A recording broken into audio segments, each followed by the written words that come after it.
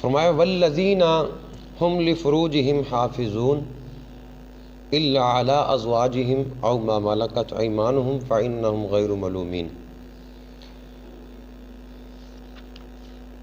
فمن ابتغى وراء ذلك فاولئک هم العادون۔ سورہ معرج میں واضح طور پر اللہ تعالیٰ نے ارشاد فرما دیا، اور جو لوگ اپنی شرمگاہوں کی حفاظت کرنے والے ہیں بجز اپنی بیویوں کے یا اپنی کنیزوں کے، تو ان پر کوئی ملامت نہیں ہے۔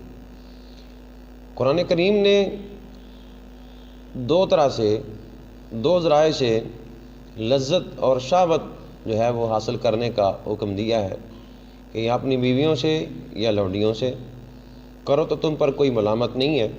اور آگے فرمایا فَمَنِ ابْتَغَىٰ وَرَاءَ ذَلِكَ فَأُولَٰئِكَ هُمُ الْعَادُونَ، تو جو اس کے علاوہ خواہش کرے تو وہی لوگ ہیں جو حد سے بڑھنے والے ہیں۔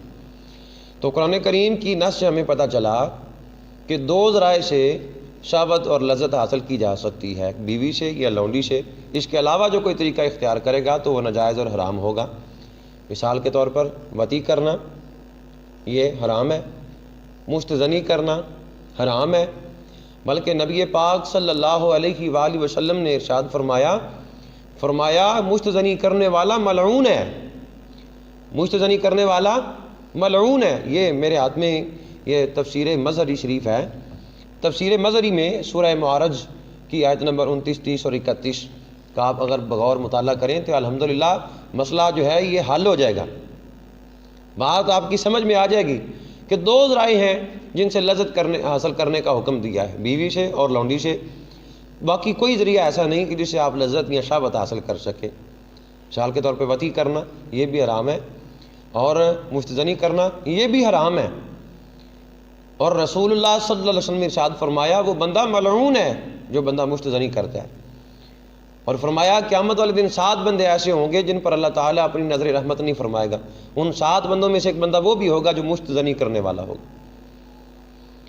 تو اس میں ایک ادھر تبلیغی جماعت والے آ گئے تو ان لڑکے نے پوچھا تو اس نے کہا ٹھیک ہے جی آپ کر سکتے ہیں۔ اور میں نے کہا خوف خدا کرو یار، قرآن کی نص بتا رہی ہے کہ یہ چیز حرام ہے، یہ آیات بینات بتا رہی ہیں یہ چیز حرام ہے، تو وہ ملعون ہے جو بندہ ایسا کرتا ہے، اور اللہ تعالیٰ ایسے بندے پر اپنی نظر رحمت نہیں فرمائے گا۔ اللہ اکبر کبیر۔ اس میں دیکھیں خرابیاں کیا کیا ہیں۔ ایک صحت کا ضیاع ہے، اپنی جان کا ضیاع ہے، ٹھیک ہے جی، پھر مستقبل میں پریشانی ہی پریشانی ہے، پریشانی ہی پریشانی ہے، اس طرح معاشرے میں بگاڑ پیدا ہوتا ہے، صحت کا ضیاع ہے۔ اس لیے یہ چیزیں اللہ تعالیٰ نے حرام فرما دی ہیں، اللہ کے رسول نے حرام فرما دی۔ تو آپ احباب سے میں یہ گزارش کرنا چاہوں گا کہ مسئلہ اسے سمجھے جس کو مسئلے کی نوعیت کا پتہ ہو۔ اللہ عمل کی توفیق عطا فرمائے۔